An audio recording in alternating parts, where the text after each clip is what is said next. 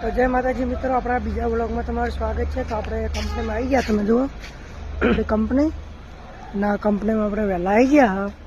તો ચાલો મિત્રો આપણે કંપનીમાં જઈને ભાઈ તમને મળીએ, બરાબર।